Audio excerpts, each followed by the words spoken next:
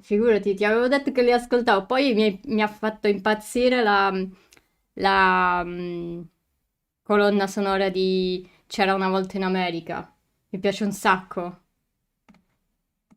piace un sacco, mi mette malinconia quella canzone, però è super bella, veramente super bella.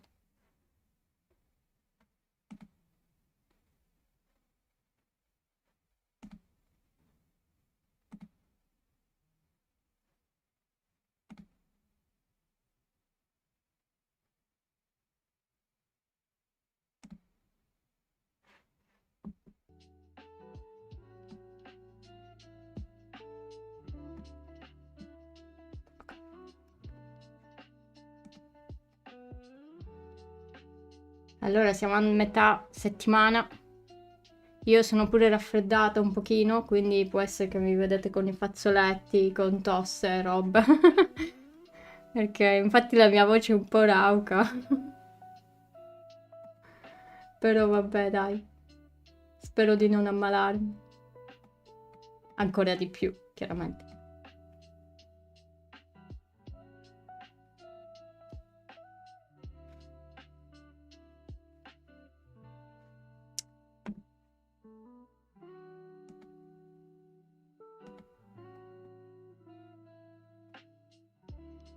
Sì, sì, poi ti ho messo anche mi piace, un sacco di mi piace.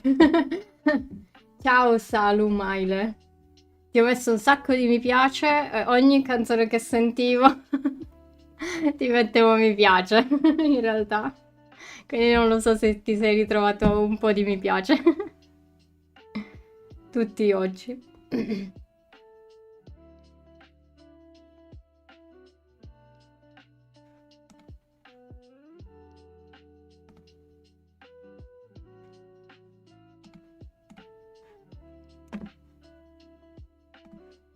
E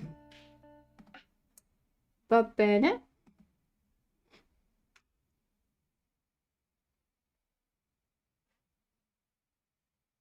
Eh sì, ti ho messo di alcuni mi piace, in quelle che ho ascoltato in realtà. Non le ho ascoltate tutte, però oggi mentre lavoravo ho detto, ma me le ascolto. Le avevo già un po' iniziato ad ascoltare quella sera che tu mi hai detto, mi avevi detto il canale. E poi oggi ho detto, ma oggi ne ascolto qualche altra. E così le ho ascoltate e ho detto, ma mo le metto come inizio, vediamo. E di cosa ti occupi nel cyber security? Io faccio penetration test, soprattutto web. Ho fatto anche altre cose, però al momento mi occupo di web e mobile e, e un po' di cloud, diciamo. E allora si sarà impallato YouTube, non è abituata a tutti questi mi Ma no, no, no, guarda, ce l'ho ancora qui il tuo canale, avevo messo questa playlist.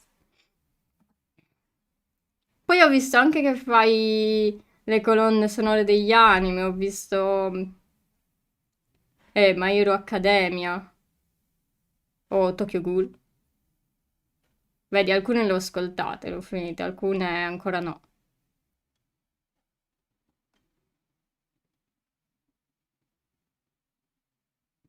Però è da tanto che li fai, cioè, 8 anni fa il primo. One Punch Man anche, esatto. Ah, anche Shingeki no Kyojin. Poi vabbè, Bohemian Rhapsody è un classico. Per fare questi lavori serve fare la magistrale in sicurezza? Ehm, dipende. Nel senso, io ho fatto la triennale in informatica e poi la magistrale anche in informatica e poi ho scelto dei corsi di sicurezza.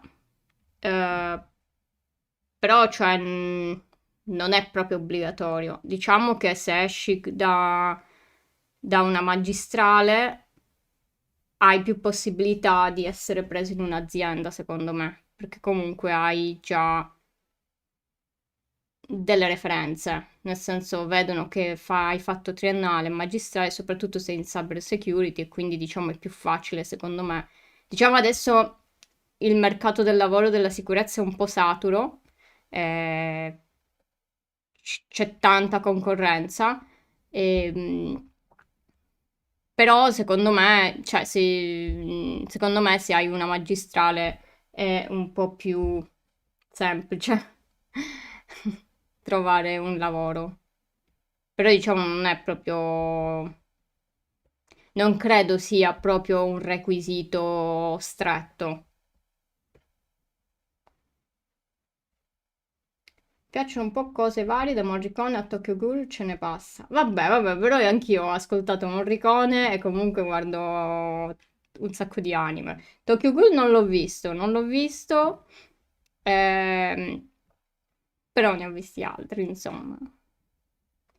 Io ho quasi terminato una triennale in informatica. Ah, e quindi sei indeciso se fare la magistrale? Ma vuoi lavorare nella cyber security, quindi?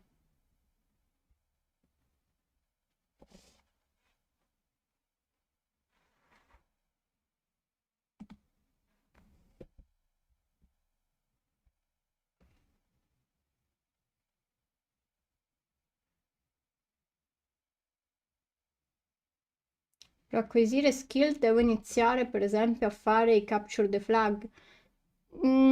Diciamo che quello ti dà.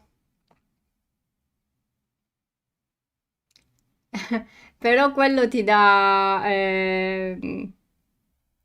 aiuta nella mentalità, perché comunque io parlo del penetration test, poi dipende cosa vuoi fare, nel senso c'è anche la parte di blue team, c'è forensic, c'è source code review, malware analysis, ce ne sono tantissime, no? Come posizioni. Però io ti parlo come penetration test e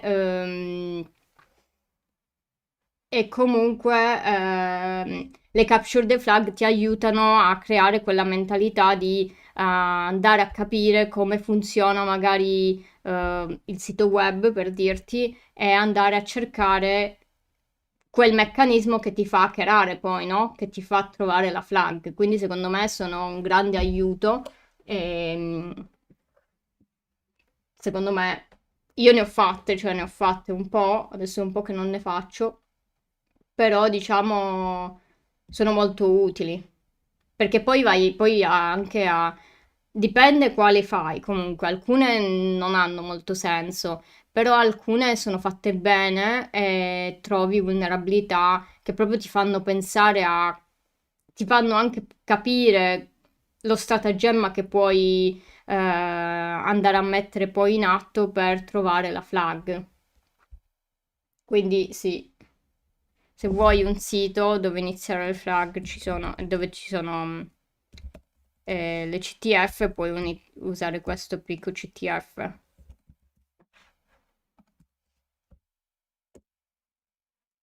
Dove ci sono, tipo se vai in practice c'è questo Pico Gym dove ci sono, vabbè adesso non sono loggata, però ci sono vari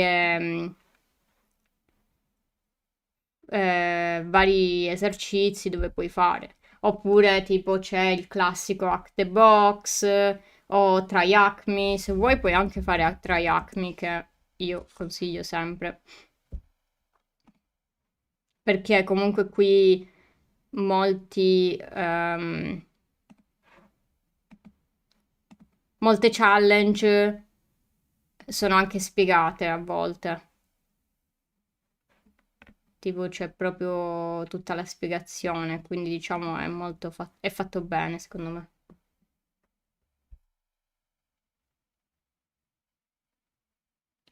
Eh, prima hanno detto Anna, Chiara e Rita litigano, ma poi Anna chiarito. A me fanno super ridere queste battute. Capito? Hanno chiarito. Cercavo solo quelli gratis. E tra Yakmi alcune challenge sono gratis, tipo puoi andare qui, subscription time, e type e fai free only, e qui hai solo quelle free. E Hack the Box ha alcune challenge, alcune macchine sono gratis e Pico CTF gratis.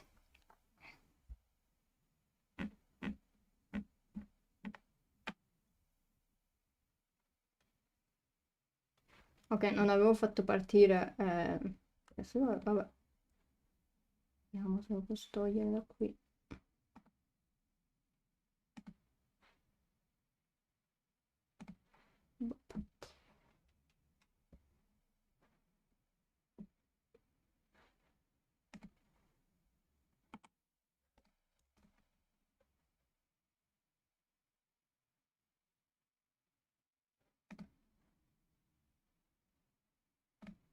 Comunque ho fatto un video su i vari ruoli di cyber security con le piattaforme e anche le certificazioni, quindi se ti interessa io te lo mando. Come mai questo raffreddore? Fa freddo lì da te? Sì, fa freddissimo. Sto fine settimana sono uscita di casa e andando al lavoro esco di casa e quindi niente, mi è venuto il raffreddore. Infatti pure la gola, questo fine settimana mi faceva male la gola e ho preso un sacco di quelle caramelline tipo per la gola. No, un sacco no, però diciamo ne ho prese forse due o tre. Per me due o tre sono un sacco, no? Ehm, no, non sono in Svezia. Indovina dove sono. Adesso facciamo l'indovina dove sono. Anche AI è saturo. AI, intelligenza artificiale, intendi sicurezza nell'intelligenza artificiale o intelligenza artificiale in generale? Perché diciamo è particolare, nel senso adesso tutti si stanno buttando in questo, quindi non so quanto effettivamente sia... ehm, cioè, se non è una bolla, ci sta che uno si faccia questo, nel senso si butti nell'intelligenza artificiale, perché comunque se sarà questo il futuro, almeno uno si porta avanti. Però, boh, vediamo come va. Ehm, tutti e due. Ma guarda, secondo me cyber security, secondo me non è così saturo, cioè adesso stanno iniziando. Ho visto anche un po' di corsi su questo argomento. Ehm, Però sì, io sto pensando infatti di vedere qualche cosa di AI hacking. Proprio in questi giorni ci pensavo. Penso che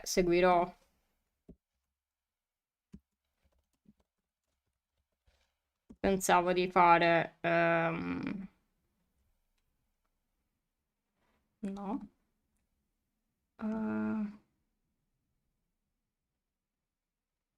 non posso vedere i corsi. Pensavo di fare questo, che è comunque gratis. Vediamo cosa, o questo, però questo non è gratis. Vedere un po' cosa dicono, cioè... Ah, no, qui parlano in generale, che comunque secondo me non è male. E poi invece c'è questo AI hacking, che però mi sa che è a pagamento. Ho detto, boh, vediamo, volevo vedere un po'. Che è sto coso? Parcel? Boh. E perché in realtà io vorrei seguire un corso, ma costa un botto, costa tantissimo. Come si chiamava? Aspettatecelo su Discord. Mm, no, non lo trovo. Vabbè, insomma, c'è Jason. Vediamo se metto così. Non me lo ricordo. Ce n'è un altro, ma non me lo ricordo, ma comunque costa tipo 2000 dollari, quindi ho detto no, non è proprio il caso.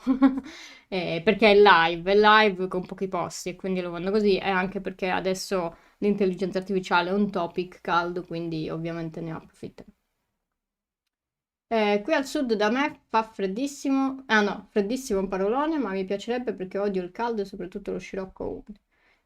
Sud dove? Dove stai? Oddio, io il freddo non è che mi piace proprio tanto. Cioè, io sono la tipica persona che si lamenta del caldo e si lamenta del freddo, quindi vorrei una temperatura, no, delle mezze stagioni che ormai non esistono più. Non pagano i corsi le aziende? Sì, sì, li pagano, però io ho chiesto già di pagare un altro corso, quindi non mi sembra il caso di chiedermi, sai, mi paghi 2000 euro di corso? Magari il prossimo anno, vediamo. E, però sì, in generale le aziende hanno budget e puoi chiedere.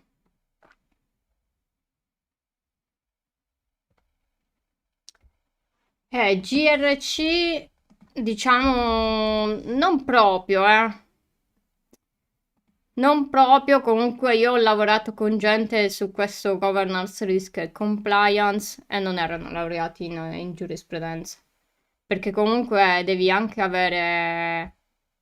sapere di cose tecniche, perché non è solo tipo vedere se l'azienda è conforme a qualche legge, ma è anche tipo, devi anche prendere decisioni, quindi dell'IT, quindi devi capire anche qualcosa di tecnico e molte volte fai da tramite tra il tecnico e il non tecnico, quindi comunque non è che ti serve solo giurisprudenza.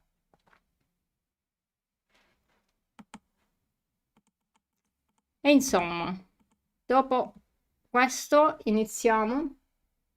Loro scrivono principalmente policy e documentazione, non fanno solo quello, eh. Vedi che governance, eh, com'era? GRC, governance. Ehm,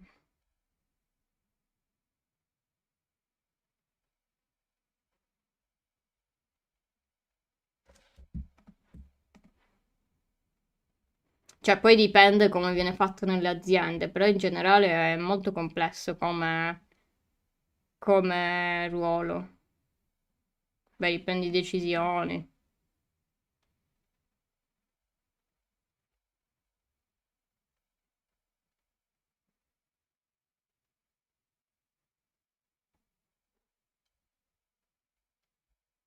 Faccio parte, faccio parte del villaggio della Puglia. Semi... Semi-cheat da Naruto, villaggio della foglia, Puglia, vabbè, non so. No, avevo capito che era il villaggio della foglia. Ruolo avanzato. Mm,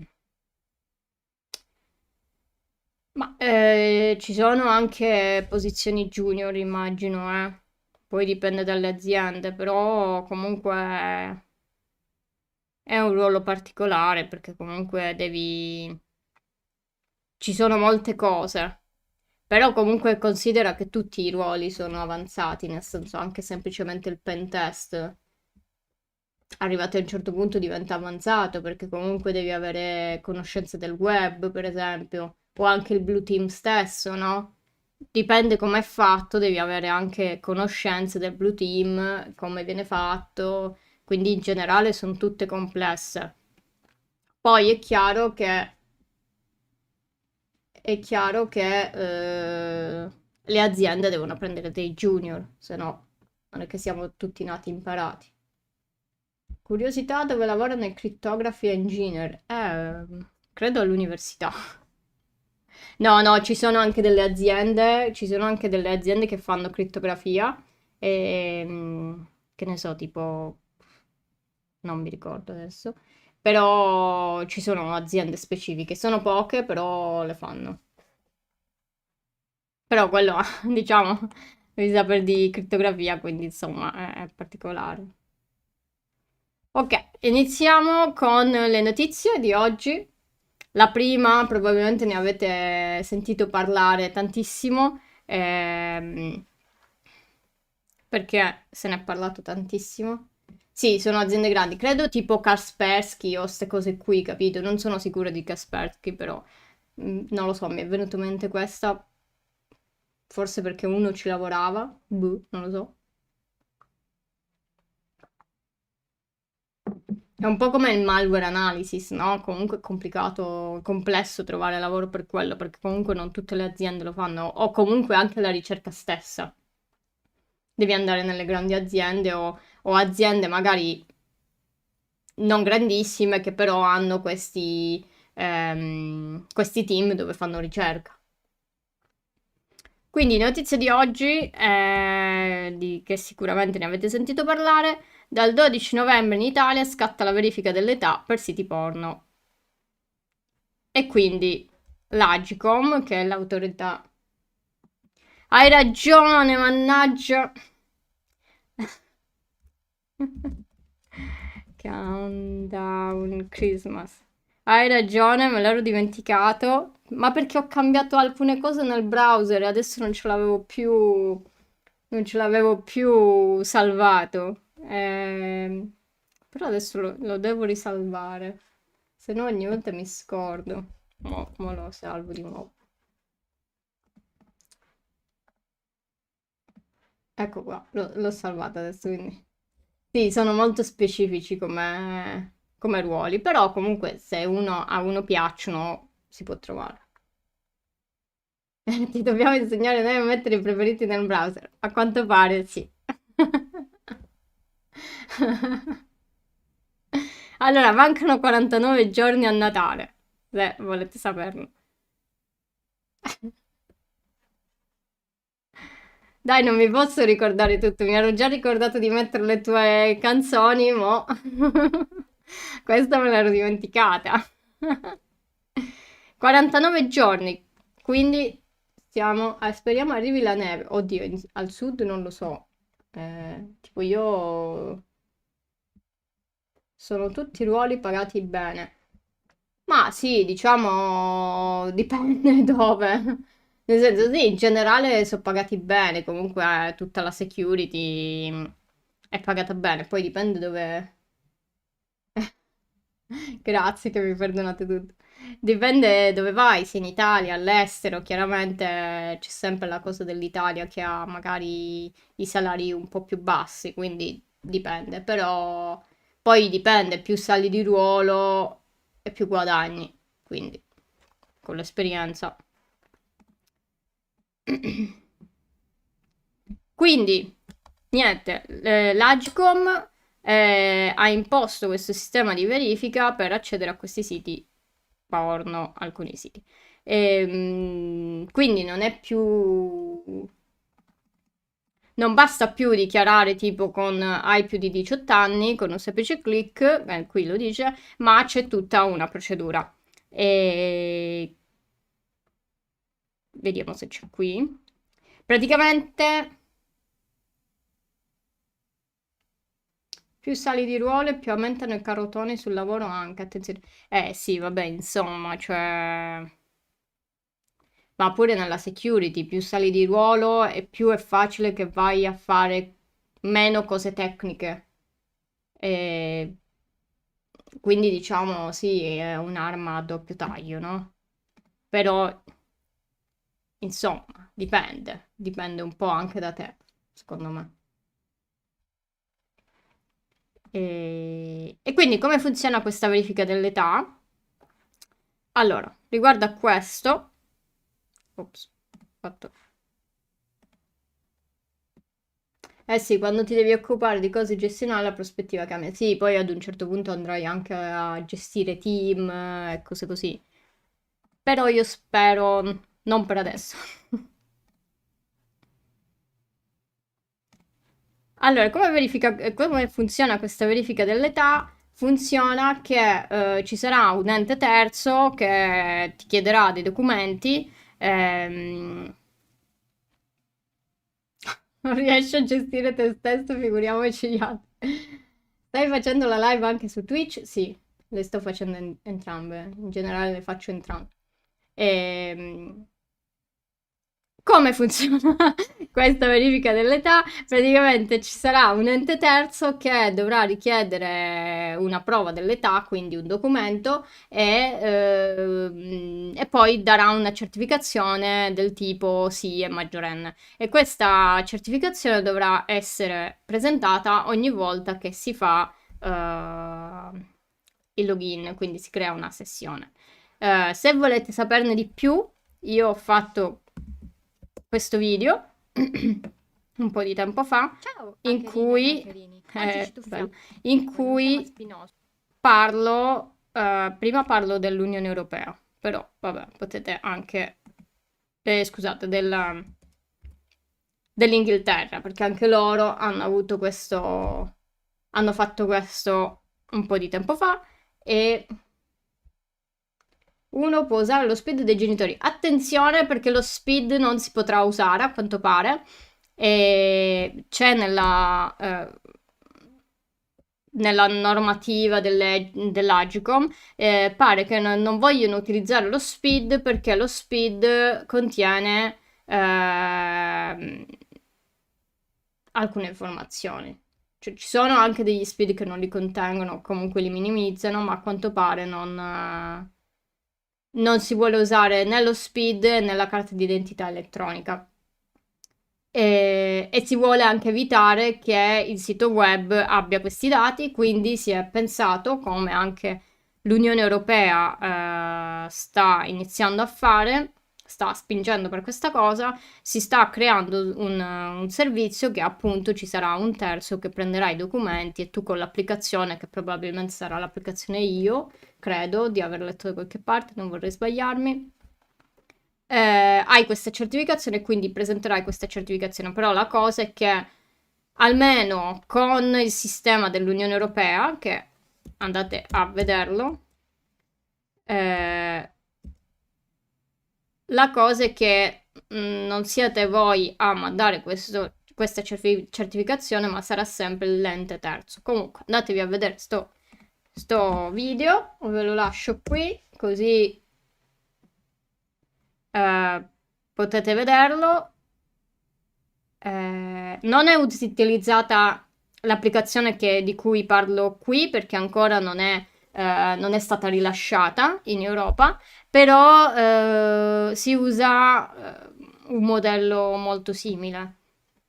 Ehm, La cosa che appunto, oltretutto è un modello già adottato in Francia, vabbè, la cosa però è che, come dico sempre, non è che risolvi tanto secondo me così, perché prima di tutto puoi usare una VPN. Sì, magari un sito blocca la VPN, vabbè, quello che vuoi.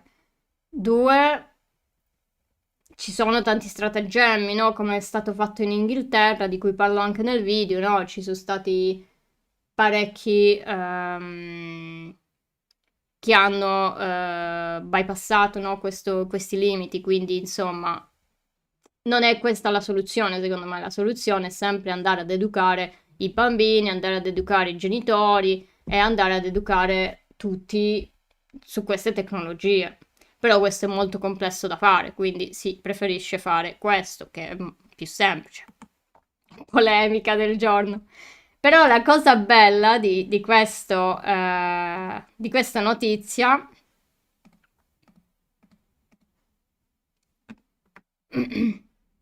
è che l'Agicom aveva pubblicato la lista l'elenco dei siti interessati, no? Che dovranno adeguarsi a queste direttive e la cosa bella è che non solo hanno pubblicato il sito, ma hanno pubblicato proprio la ricerca di Google, oppure dove c'è anche una sessione, per esempio, no? È bellissima questa cosa, tipo qui ci sono delle ricerche, cioè, poi chiaramente l'hanno ripulita, dopo che ci sono state polemiche perché durante... Ah, mannaggia. Perché durante la settimana comunque un sacco di persone hanno visto, insomma, queste cose e si sono... ehm, e hanno detto questo. E quindi niente, fa ridere. Poi oltretutto c'è anche quest'altro, perché, eh, perché appunto anche questo è stato molto interessante. Paolo Dal Checco è un forensic, va ad analizzare, no, le tracce dopo che c'è stato magari un attacco, o in generale va a vedere le tracce e è stato bellissimo che avevano lasciato i metadati dal PDF e qui c'era proprio il nome e il cognome dell'autore del PDF. Fa un po', è un po' i metadati sono praticamente le informazioni, no? Tipo l'autore e altre informazioni, questi qui. E insomma, questi magari andrebbero ripuliti, giusto per non dare informazioni a chiunque, perché poi comunque il PDF lo possono vedere, lo può vedere chiunque.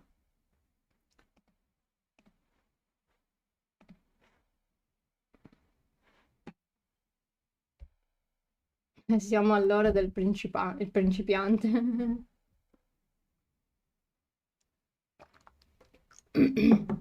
No, vabbè, che secondo me neanche ci pensano.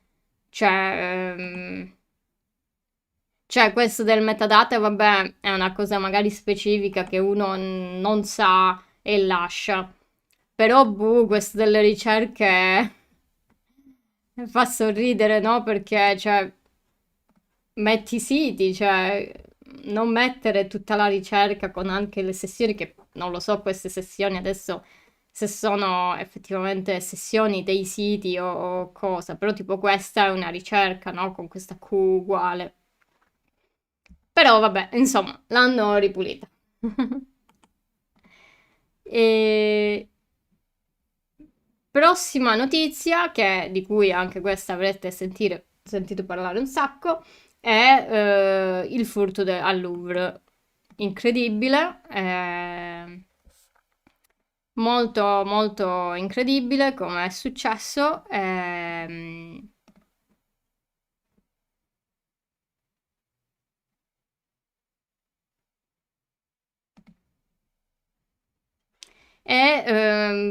praticamente ci sono state notizie anche su questo. Anche quest'articolo praticamente fa un confronto, no, con quello che sono gli step che si fanno solitamente durante un physical pen test, quindi un penetration test fisico, cioè ad esempio vai in un'azienda e vai a vedere se riesci ad entrare in qualche stanza in cui non dovresti accedere.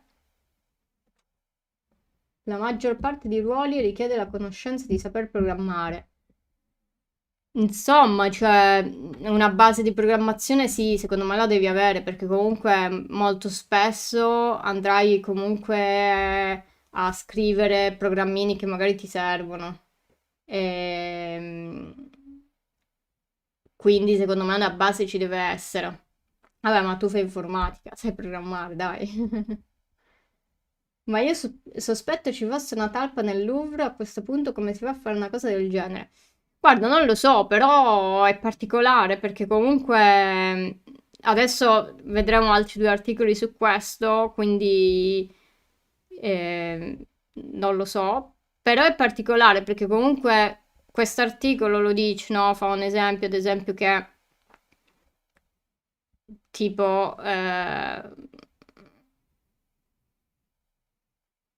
tipo che hanno fatto la ricognizione, no? Che nel campo si chiama OSINT, dove tu vai a ricercare tante informazioni su le persone o su aziende per magari fare altri attacchi, come ad esempio il phishing, lo spear phishing, no? Che è un phishing proprio su una persona specifica, quindi tu vai a trovare tante informazioni su quella persona specifica. E poi, come ad esempio, ci sono stati superamenti tecnologici, no? Come ad esempio l'effrazione che c'è stata, che hanno fatto poi.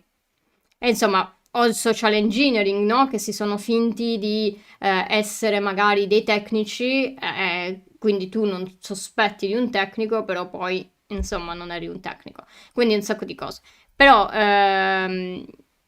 la cosa che in questi giorni è anche uscite, due articoli, è che la prima, il Louvre aveva come password Louvre del sistema di sorveglianza. Ora questo non so.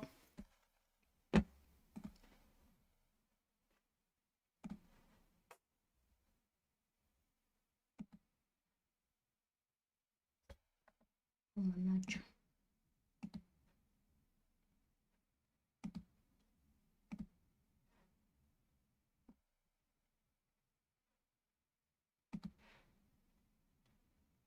Questo non so se è.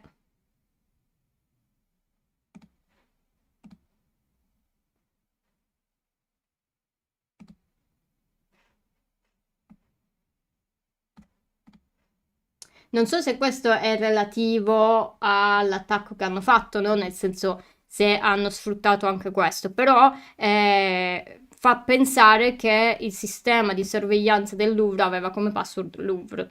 Ed inoltre la cosa, o ad esempio Thales, che è il software di sicurezza che utilizzavano. Andiamo bene, bella password, ci rompono le scatole a noi ogni giorno con l'autenticazione multifactor e poi questi mettono l'uno. Io sono una di quelle che rompe le scatole con l'autenticazione multifactor. Però sì, insomma, il problema qui anche è che comunque un audit di sicurezza, no? Cioè, l'audit sarebbe proprio che sono andati insomma a fare un test di sicurezza, anche più generico come ad esempio qui, ed erano state già evidenziate che comunque c'era un rischio significativo perché appunto le password erano semplici, però appunto non sono state cambiate. E questo non è tanto il reader della password, ma è proprio il problema della gestione, no? Della governance, perché non avevi perché appunto qui abbiamo un test fatto, però nessuno, e vedete qui diceva che nel 2014 tre esperti dell'Agenzia Nazionale per la Sicurezza dei Sistemi Informatici avevano condotto un'ispezione della rete informatica del Louvre, analizzando telecamere, allarmi e controlli d'accesso. Quindi sicuramente questo era stato evidenziato, ma nessuno l'ha sistemato. E questo è proprio della governance, no? Cioè tutti quei processi e quegli strumenti, ehm, quell'insieme di regole, no? Quei processi che appunto assicurano che la sicurezza informatica sia gestita in modo efficace e appunto allineando gli obiettivi che si dà a un'azienda, in questo caso il Louvre. E, quindi in questo caso è stato proprio ignorato questo rischio. E poi un'altra notizia sempre su questo, che oltre alle password banali, cioè Louvre, si usano ancora Windows 2000 e Windows XP nelle reti. E, e anche questo era stato evidenziato, appunto segnalavano che la rete degli uffici del Museo del Louvre include sistemi obsoleti, oltretutto che non garantiva più il blocco delle sessioni né aggiornamenti antivirus, quindi insomma non è messo benissimo, no? Poi perché appunto Microsoft aveva smesso di fornire aggiornamenti di sicurezza per Windows 2000 già nel luglio del 2010. Quindi, insomma, questi hanno fatto il test nel 2014 e gliel'hanno segnalata sta cosa.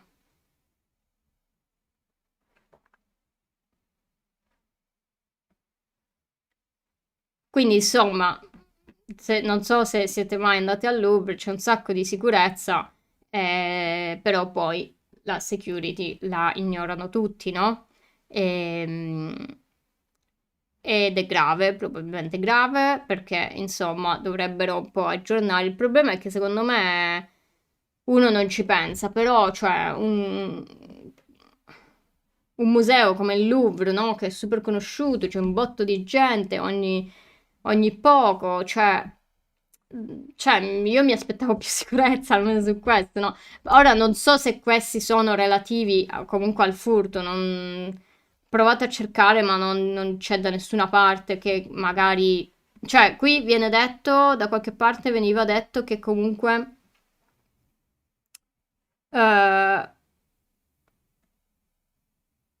le telecamere che hanno ripreso comunque il furto poi hanno dato immagini poco chiare. Ora non so, non mi ricordo dove l'ho letto. Mm, no, forse qui. Insomma, non so dove l'ho letto. Però diceva, da qualche parte l'ho letto che diceva questo.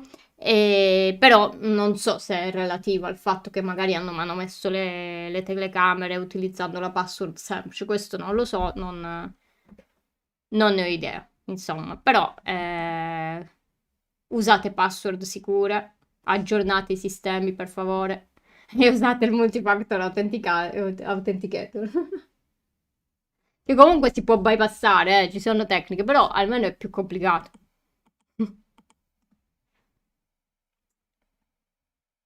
E poi, altra notizia, pare che ci siano questa fondazione Serix, che è Security and Rights in the Cyberspace.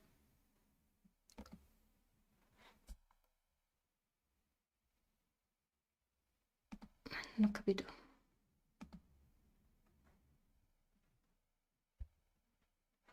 Vabbè, insomma, questa fondazione hanno realizzato una soluzione anti-phishing. Il phishing è le chiamate spam, praticamente, quelli che vi chiamano a mezzogiorno per provare a rubarvi, a farvi qualche contratto che non è così vantaggioso.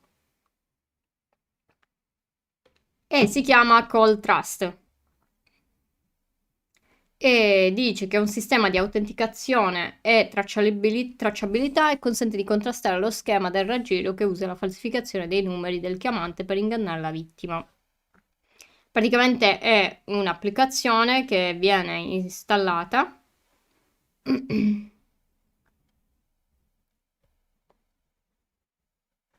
Vediamo dov'è.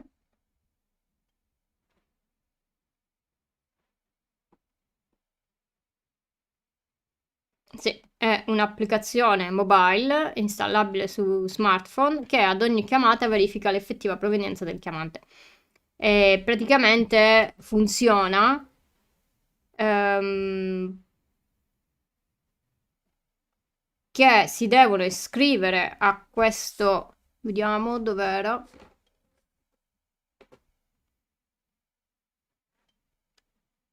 Ehm,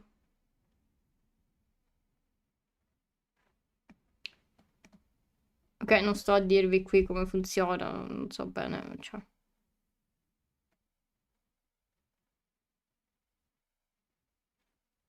Ecco, dice che l'app mobile funziona come una rubrica i cui numeri del provider sono autentici per impostazione predefinita.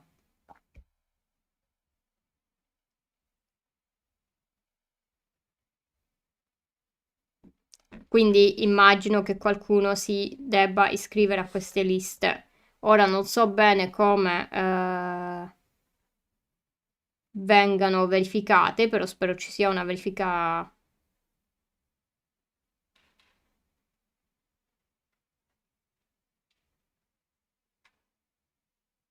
Ah, c'è un soggetto terzo che è garante dell'identità dei vari provider, quindi vediamo, insomma, sembra interessante, vediamo come funzionerà.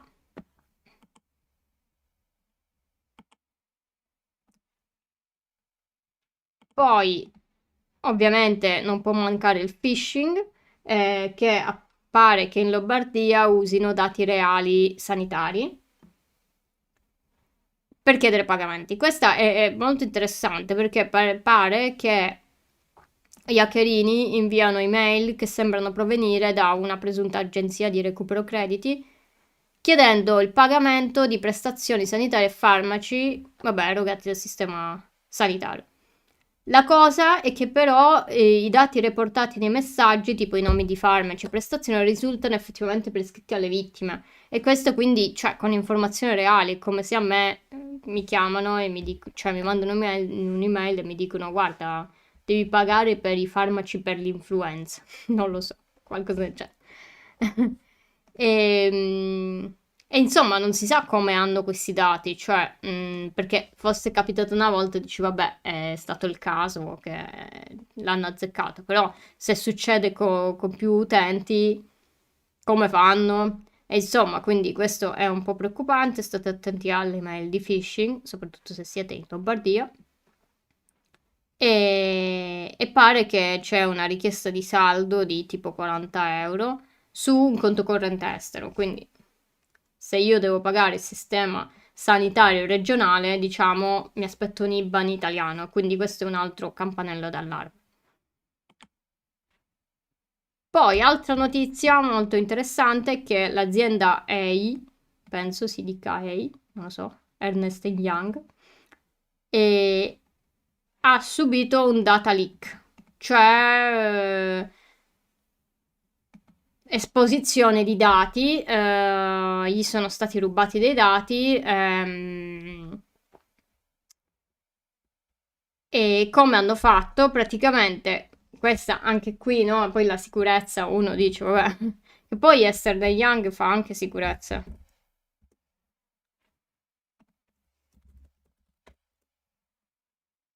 C'ha la parte di sicurezza, però vabbè, insomma, capita a tutti. Praticamente loro avevano un backup, il backup non è altro che una versione di dati che si fa in caso di problematiche, in modo da salvare dati magari importanti, così se succede qualche problema o magari anche un ransomware, no? Se c'è un ransomware, per esempio, tu puoi cancellare tutto e ripristinare con il backup. E a quanto pare loro avevano su, eh, non so, adesso sul cloud, un backup che era raggiungibile senza autenticazioni. A quanto pare ci sarebbero state informazioni sensibili come ad esempio chiavi API, no? Le API sono semplicemente delle richieste che vengono fatte per esempio dal browser o da applicazioni mobile ad un server che è da qualche parte. E poi c'erano anche credenziali di servizio e token di autenticazione, vabbè. E quindi, insomma, questo backup era senza autenticazione ed è stato trovato eh,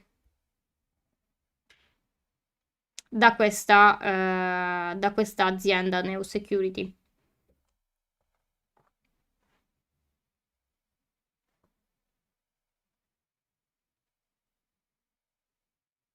E quindi, insomma, anzi, credo abbiano risolto, spero, per loro.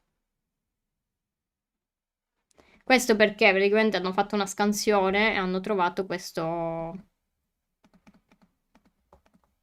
backup su Amazon, cioè su AWS. E infatti dicono, perché gli hackerini non scansionano casualmente, loro mettono degli scanner e scannerizzano tutto.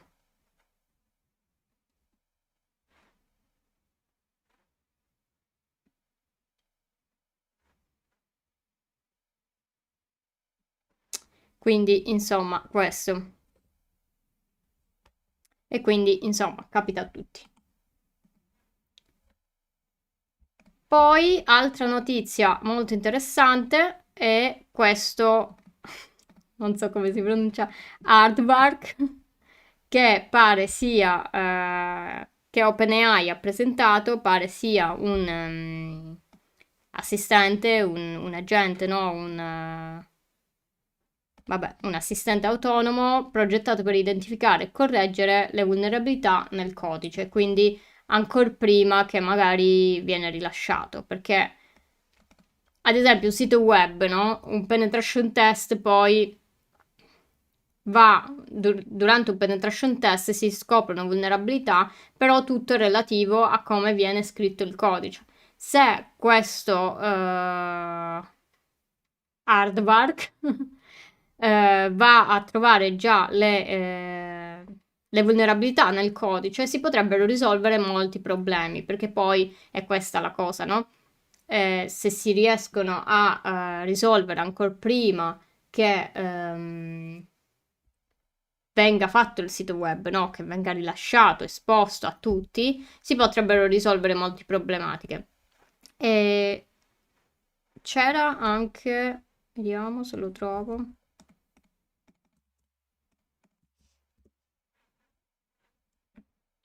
No. C'era anche l'articolo direttamente di OpenAI che appunto praticamente cosa succede? Ad esempio Git, che è un repository di codice dove si può mettere codice e magari modificarlo tramite con team, eccetera. Praticamente questo scansiona il codice e se scopre le vulnerabilità viene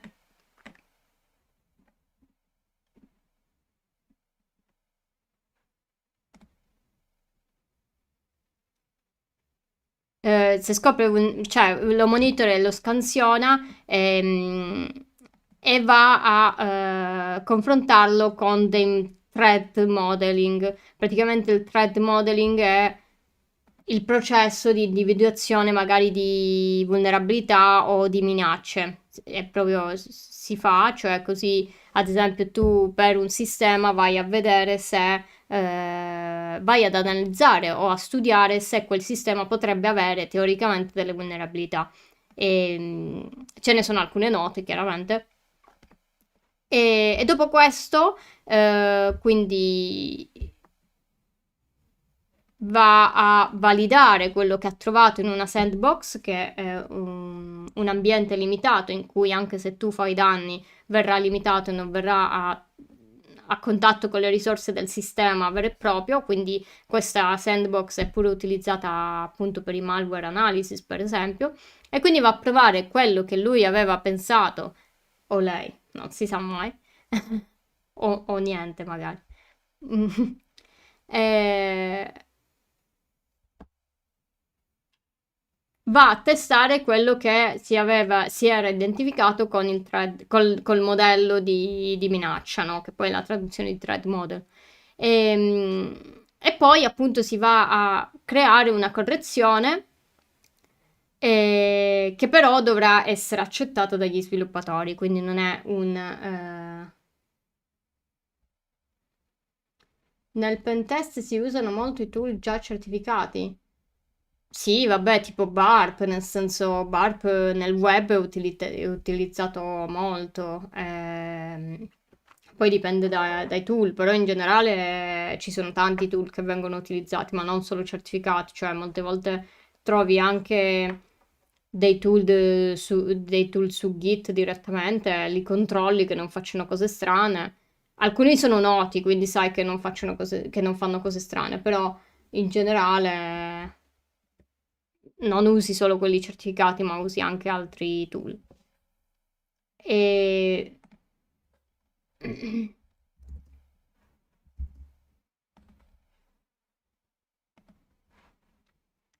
E quindi questo, quindi scopre le vulnerabilità tramite il threat model, la valida con la sandbox, fa una patch e dovrebbe essere accettata dallo sviluppatore. Questo è in fase di test, quindi non è possibile.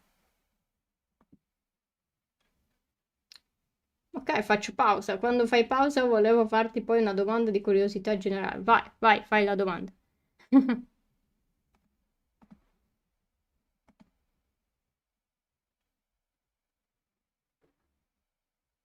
Quindi è in test, però chissà, magari in futuro, perché lo stanno testando e dicevano,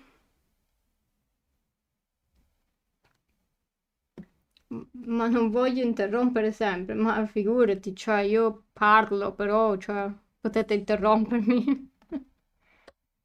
E pare che ovviamente OpenAI lo sta provando e pare che ehm,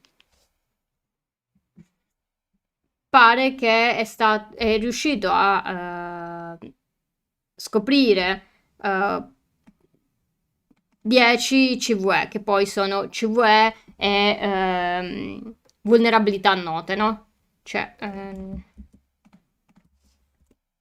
sono vulnerabilità note che vengono magari scoperte e pubblicate appunto per essere utilizzate anche da, per esempio, pentester, se ad esempio si utilizzano componenti con vulnerabilità note, ma anche per sviluppatori, magari vuoi usare, se vuoi usare una libreria, vai a controllare che non abbia vulnerabilità. Per cosa sta sec dopo cinnamon? Security. È molto semplice. Forse dovevo mettere cinnamon security, però suonava un po' brutto. Invece sec, no? Così.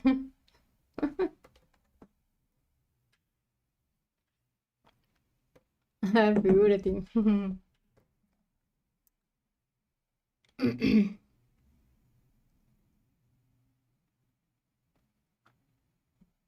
E quindi questo, se...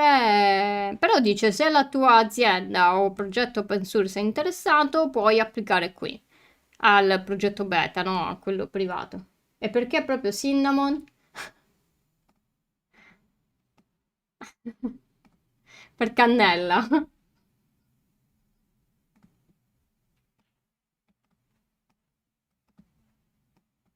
Perché è il mio cognome in realtà, cioè. E quindi l'ho tradotto sempre, perché è molto carino.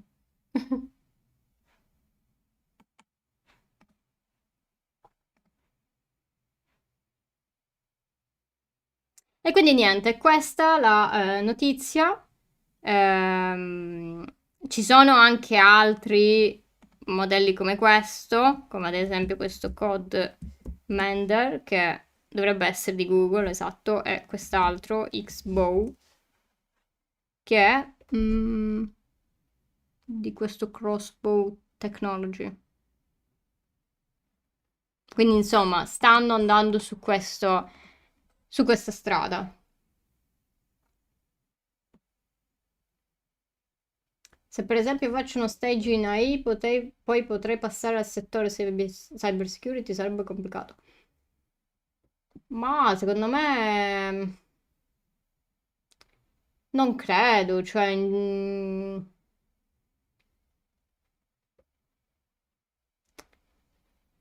dipende, cioè perché comunque cyber security è gigante, devi poi vedere se... perché comunque poi partiresti da come junior. Però secondo me ci sta a fare uno stage, eh. Comunque se esci dall'università puoi farlo uno stage, cioè il problema è che gli stage non sono proprio stage in Italia, però vabbè. Vabbè, ovviamente non ci saresti mai arrivato perché cioè, non sapevi il mio cognome. Però sì, è questa la spiegazione. E poi altra notizia che dice addio al malware, nel 2025 i criminali hacker entrano con account legittimi per restare invisibili. Questo si collega sempre alle password perché pare che gli attacchi più utilizzati siano quello con password rubate, no? Quindi data breach, cioè il furto di dati, o magari password semplici, quindi un hackerino può trovare la password con vari modi, se appunto è semplice. E per esempio qui questi T sarebbero praticamente c'è questo framework, il MITRE, che ha tutta questa tabellona. 3 mesi di stage in AI per scrittura tesi e poi magari inizierei a fare qualcosa in cyber security. Vabbè, sì, se lo fai mentre scrivi la tesi ci può anche stare. Eh. E poi sì, poi dipende anche dove ti trovi. Chiaramente se sei in posti dove ci sono molte aziende di sicurezza, magari riesci a trovare qualcosa. Ora non so bene negli ultimi anni com'è il lavoro in Italia sulla security, però insomma ho visto un po' di offerte, quindi immagino che secondo me si può trovare. Poi figurati se fai qualcosa in AI con anche informatica, secondo me lo trovi. Però prendi le mie parole con le pinze, chiaramente sono... eh, eh, è molto fuori contesto, quindi è chiaro che devi andare poi a vedere tutto il contesto anche lavorativo, dove ti trovi, in quale regione. Adesso è molto discusso, no, anche il lavorare da casa, quindi ci sono parecchie cose. Però insomma, devi un po' vedere, secondo me. Cioè, poi dipende, se vuoi entrare nelle tipo aziende grosse, però lì devi stare attento dove entri, non voglio fare nomi, però chiaramente ci sono alcune aziende dove non è bellissimo entrare come junior, altre aziende invece che non cercano junior, però magari sono più avanzate. Olli Pizzetta, mi piace un sacco il tuo nome. Non stai in Italia? No, non sto in Italia. Sono una traditrice della patria. Ehm, Nell'azienda in cui sono si occupano anche di cyber security, hanno dei prodotti proprietari. E vabbè, allora insomma, se sei già e magari ci sono team di cyber security, sei, cioè hai più possibilità, magari riesci a chiedere se puoi entrare in cyber security.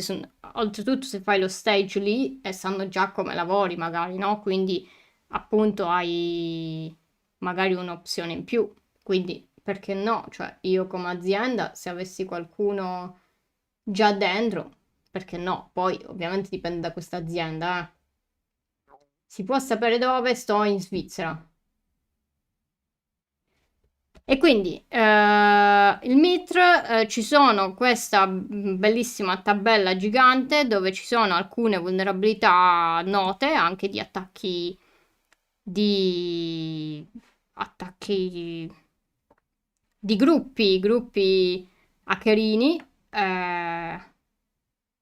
che spiegano sia cos'è l'attacco e sia quali tool magari sono stati utilizzati in altri attacchi già fatti. Questa è utilizzata sia dagli hackerini, gli hackerini bravi, buoni, sì, per magari fare per vedere, no, magari per quale azione fare, quindi ad esempio l'initial access sarebbe l'accesso iniziale, quindi che ne so, ad esempio il phishing, no? Molto comune nei red team, per esempio, che sono appunto simulazioni di attacchi per aziende, è molto più vasto del penetration test. Il red team include anche tutta l'infrastruttura e anche l'accesso fisico a volte. E per esempio l'accesso iniziale lo potresti fare con un phishing, quindi tu prendi l'account dell'utente che appunto clicca e mette le credenziali. E appunto, relativo a questo, appunto, la tecnica più utilizzata sarebbe questo valid account. Se noi andiamo a vedere, ad esempio qui al MITRE, o MITRE, non so come si dice.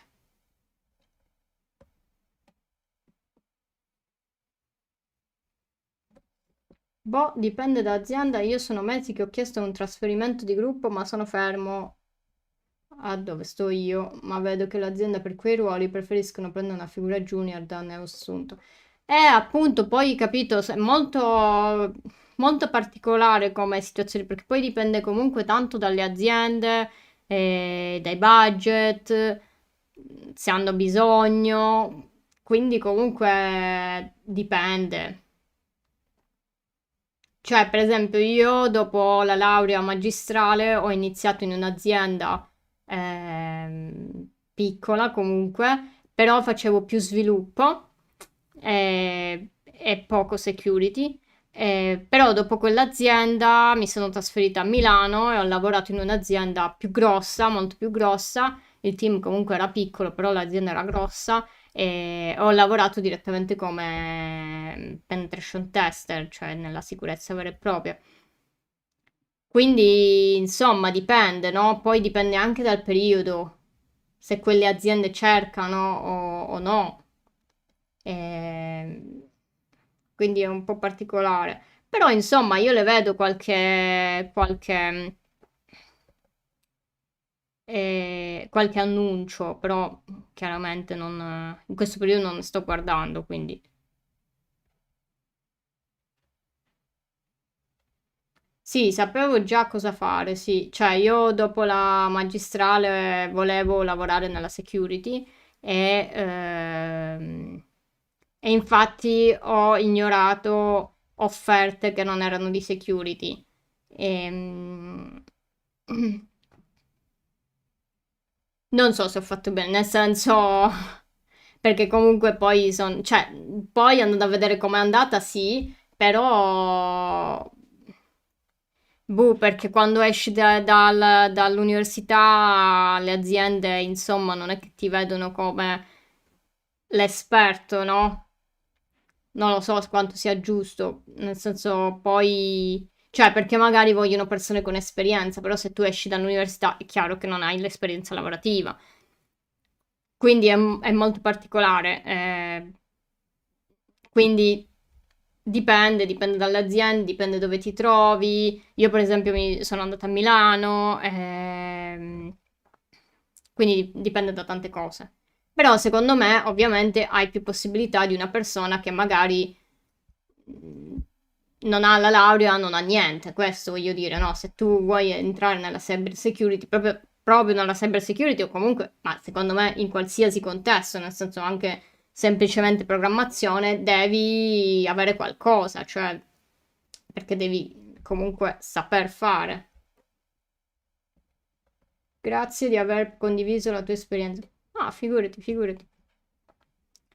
E quindi valid account, praticamente l'hackerino ottiene e utilizza credenziali di account esistenti.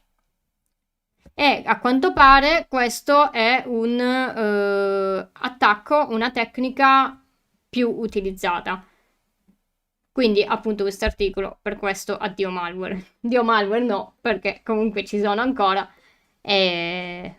Però insomma è sempre quello anche un po' che si dice, no? Che comunque è sempre colpa del fatto che si utilizzano credenziali deboli. Perché poi, cioè, non dico che è facile, però ci sono delle liste che se tu utilizzi quelle password non ci vuole tanto a trovarne. Quindi, insomma, utilizzate password sicure. E inoltre, se volete vedere un video sulle password e parlato anche un po' di alcuni attacchi, vi mando il video se lo trovo.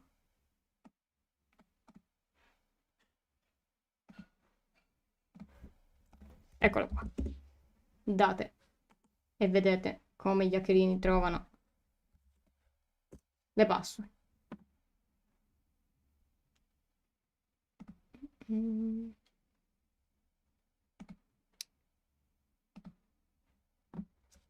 Quindi, oltre questo, andiamo a vedere. Ultima notizia che ho preso oggi perché è molto interessante. Sono state trovate delle vulnerabilità critiche in Android con un zero click, cioè sono vulnerabilità che non richiedono il click dell'utente, no? Ad esempio il phishing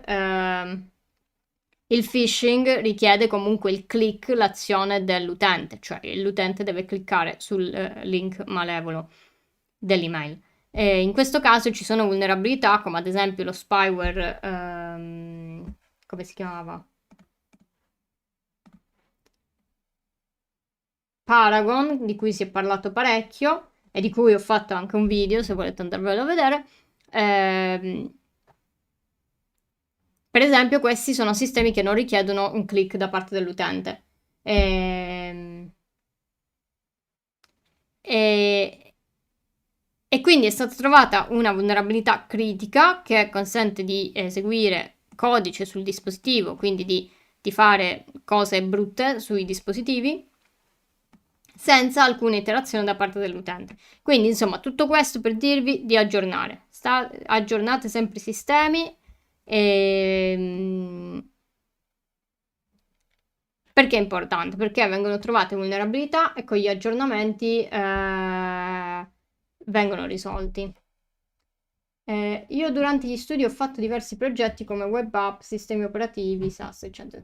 Sì, sì, ci sta che hai fatto questi progetti, pure io mi ricordo che ho fatto un po' di progetti su ste cose. Com'è il lavoro in Svizzera? Difficile trasferirsi lì. Allora, lavoro in Svizzera, no, vabbè, è normale, nel senso tranquillo. Poi io lavoro in una piccola azienda, quindi comunque è molto più tranquillo rispetto ad una grande azienda, magari, no? Eh, però niente, molto tranquillo, anche i clienti sono tranquilli, nel senso, forse io sono andata, sono fortunata, non lo so, cioè fortunata fino a un certo punto, però sono molto tranquilli, c'è molto rispetto anche per per il lavoro degli altri e soprattutto per gli orari. Per esempio, io non mi ricordo che ho lavorato dopo le 6 o che ho fatto meeting dopo le 6 per dire. Ed è molto tranquillo, in generale la vita è molto tranquilla. Difficile trasferirsi lì. Allora, dipende cosa intendi. Dipende cosa intendi col trasferirsi, nel senso perché io, cioè, sono venuta e ovviamente devi richiedere il visto. Se non hai un lavoro c'è un certo visto, se hai il lavoro ce n'è un altro, dura un tot, eccetera.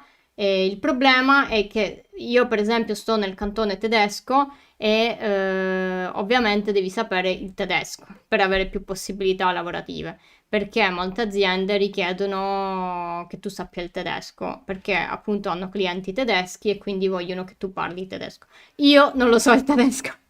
Sto cercando di impararlo.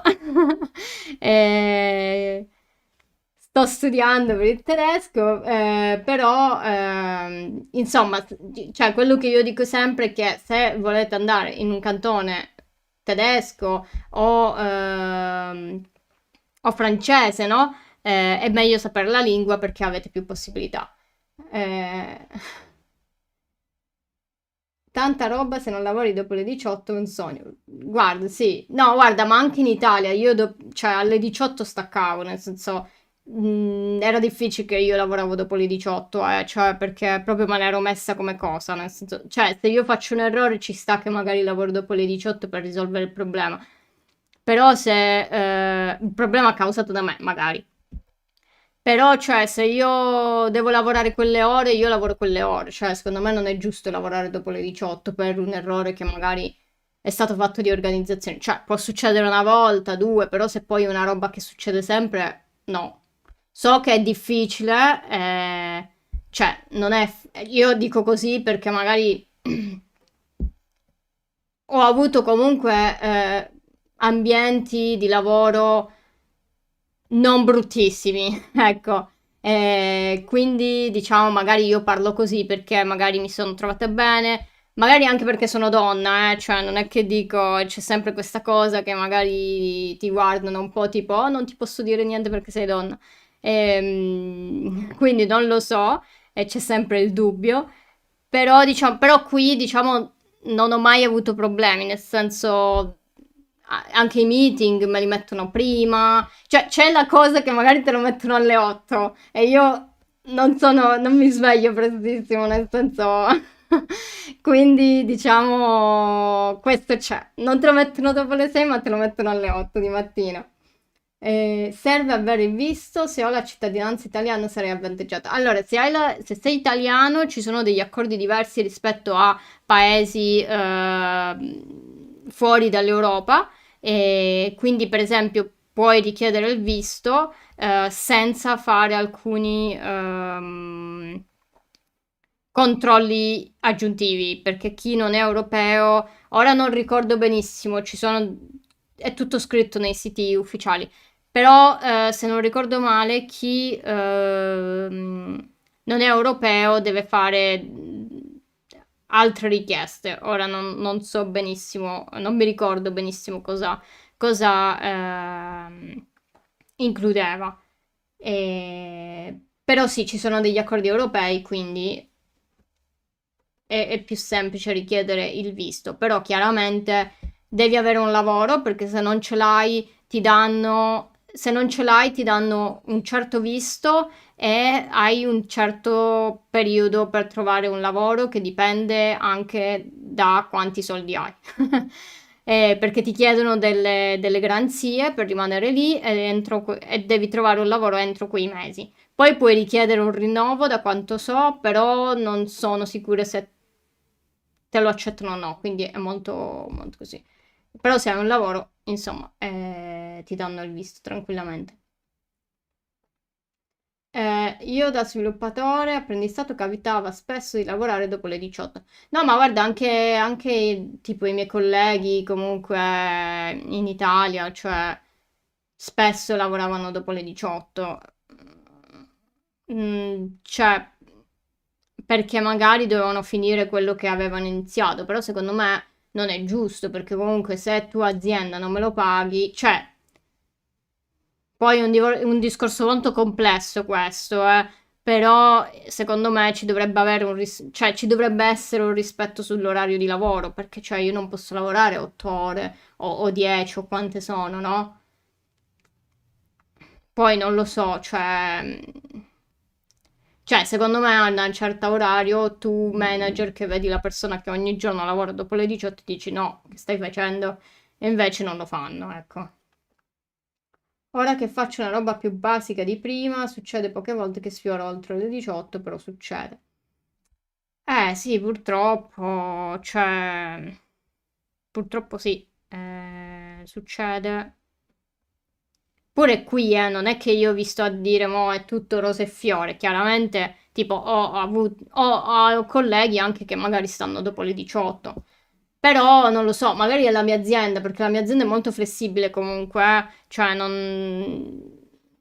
Se arrivi più tardi nessuno ti dice niente, se te ne vai più tardi nessuno ti dice niente, se te ne vai prima nessuno ti dice niente. Questo infatti mi piace molto perché così sei molto flessibile. Cioè, alla fine a loro importa che tu fai il test, nel mio caso, e che lo fai bene, con una certa qualità, e poi, cioè, tu le tue ore devi fare.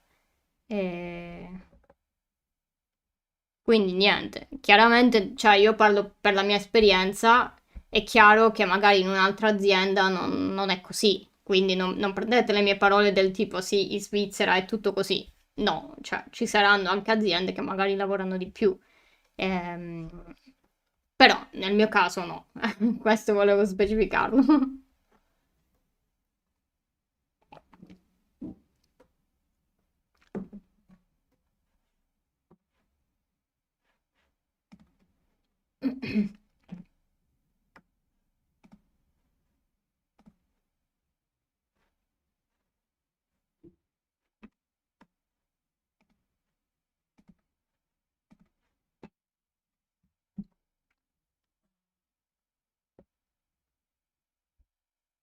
E quindi questo. Però guarda, se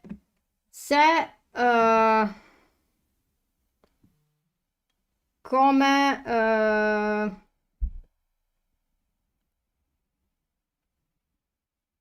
guarda, se no, vabbè, niente, niente, vabbè, stavo dicendo cosa. Va bene. Quindi le notizie sono finite, almeno quelle che avevo selezionato io. Ce n'erano tantissime, in realtà ho dovuto fare una selezione drastica perché sennò qui ci metto 3 ore a dirvi le notizie. E, e insomma, ho un canale Discord, se volete aggiungervi vi posso mandare il link. è piccolino, chiaramente, cioè i pochi eletti, no? Giustamente. Scherzo.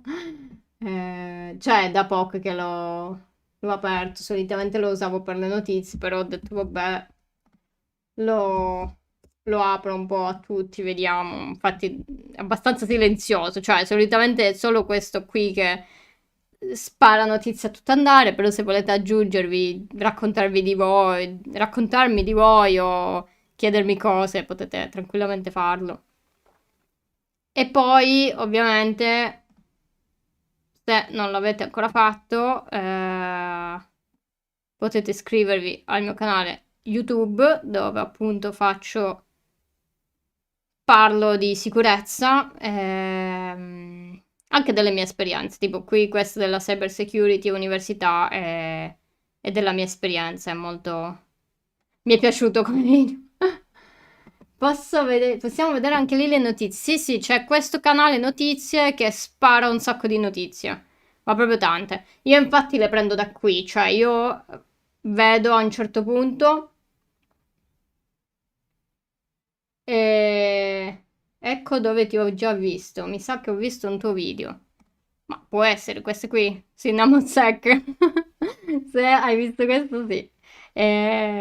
Cioè, io prendo da qui, mi sono fatta, cioè, utilizzo dei bot che mi danno un sacco di notizie da vari siti e poi io giornalmente li guardo, magari li guardo prima delle live e prendo poi quelli che per me sono più interessanti, magari notizie di cui si parla, no? Come ad esempio l'attacco del Louvre o anche, che ne so, o della verifica dell'età, che di cui si è parlato tantissimo in questi giorni. Mi dice link scaduto. Ah, attenzione, aspetta che lo rigenero. Non lo sapevo. Lo faccio subito. Prova con questo, vedi?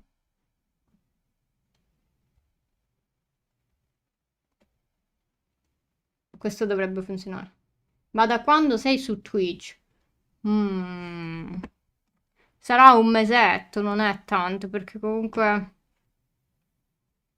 Eh sì, ho messo un mese fa la prima live, perché all'inizio le facevo solo su Twitch, poi avevo chiesto se erano interessate anche le persone che mi seguivano qui. Grazie, Salumi Mail. Se erano interessate, quindi le ho iniziate a fare entrambe. E niente, le ho iniziate a fare entrambe, sia su Twitch che su YouTube. È stata una bellissima live Cinnamo, abbiamo scoperto anche un lato di vita lavorativa all'estero che è sempre interessante esplorare, perché non è da tutti e ci vuole un po' così. Eh sì, insomma, diciamo che... Comunque no, io scherzavo con la traduttrice della patria, no? Però insomma, sia è difficile comunque lasciare il paese, è difficile vivere anche in un altro paese perché ci sono costumi diversi, abitudini diverse, meteo diverso. Poi io sono cresciuta in Calabria, quindi immaginate tutto questo freddo. Ehm, e quindi cioè, non è semplice, no? Quando uno magari dice, vabbè, te ne sei andato, però insomma non è semplice. A volte dici vorrei tornare, però magari poi pensi no, o magari sì. E anche, cioè, non è anche una stabilità, perché certe volte dici, se poi torno, quindi cosa faccio? Mi stabilisco qui o magari voglio tornare, quindi insomma. C'è anche una ragazza che ti somiglia e fa cyber security, ma è americana. Ah, e come si chiama? Dai, voglio vederla. Magari è la mia sosia. Trovo una sosia.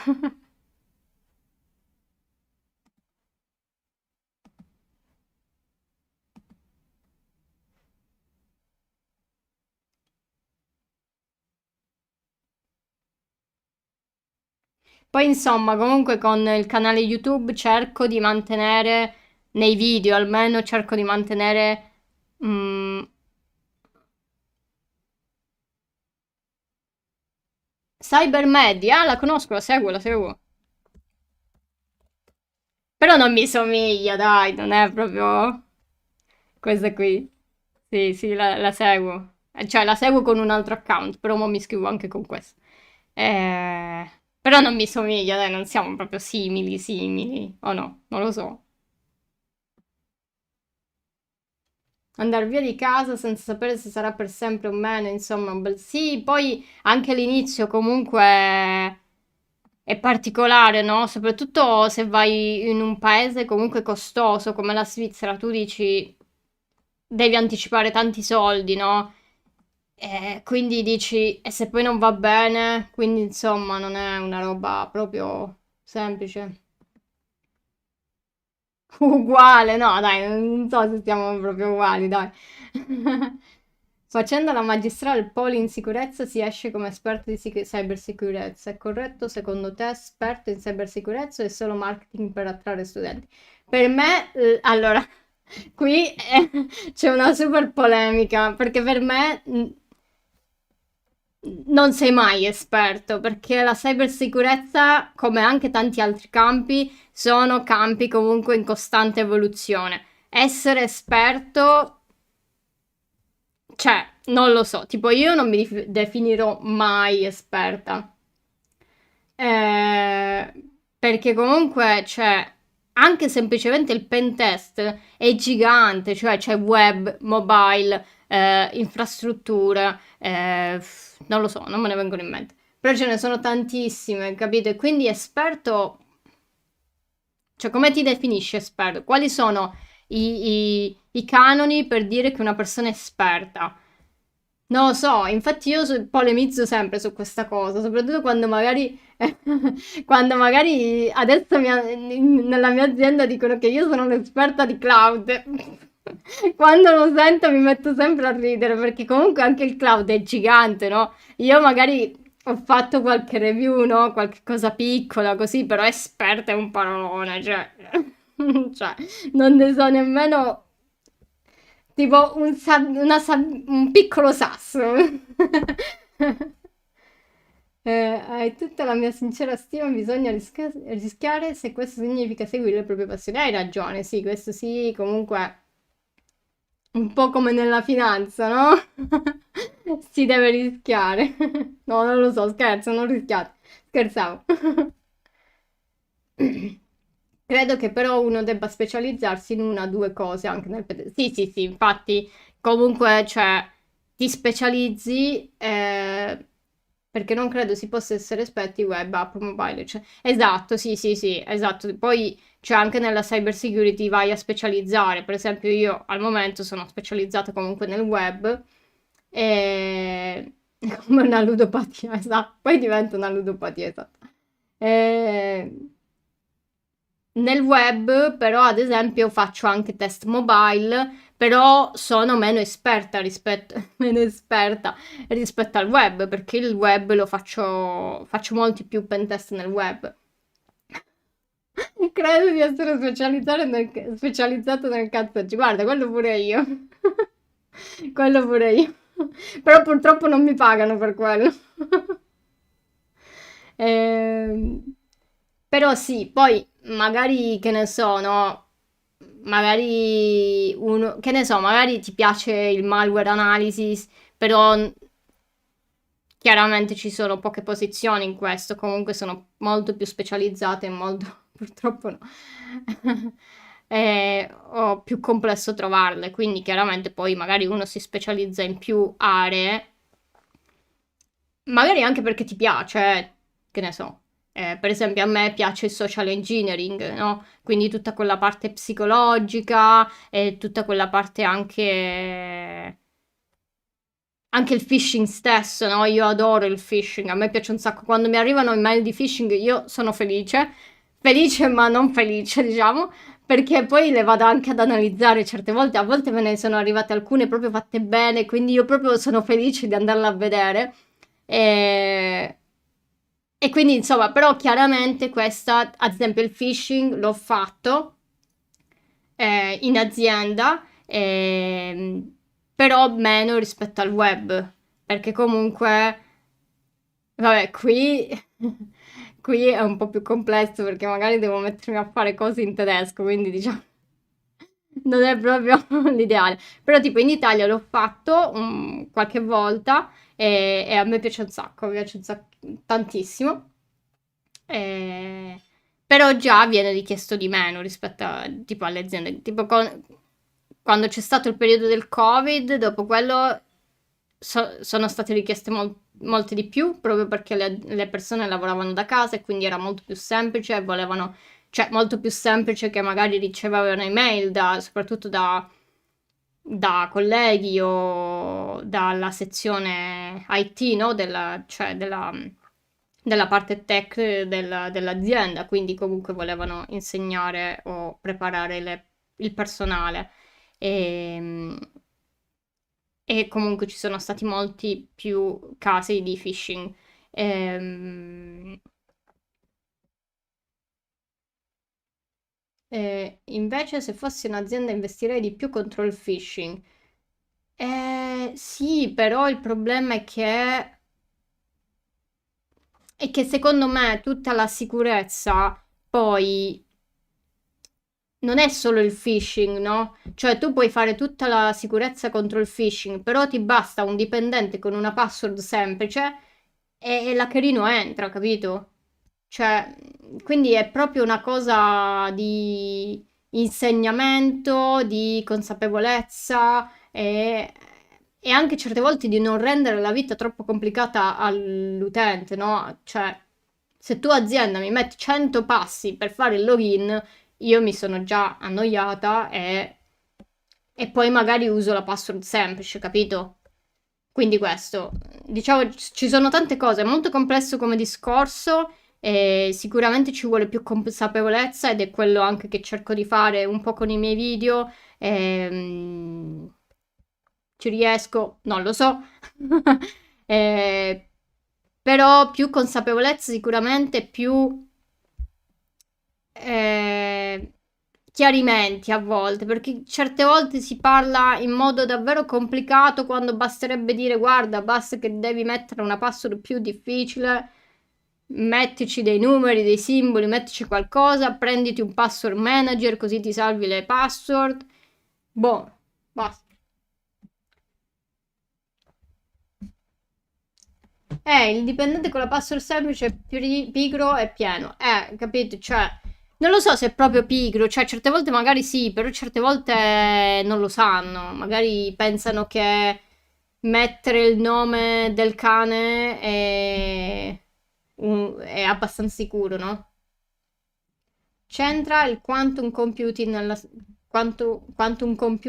cyber security. Oddio, sì, sì e no. No, sì, sì, cioè. Ehm, perché comunque, vediamo cosa ci dice. Esatto, pone un problema alla cifratura.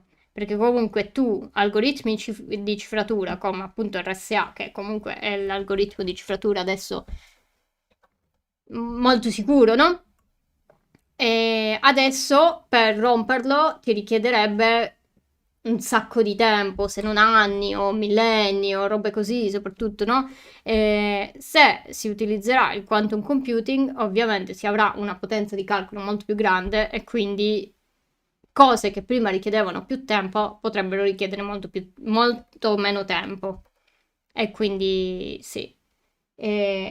Hai visto praticamente quasi tutti i miei video. Bravo, bravo Miao Zedong. Bravissimo, così si fa.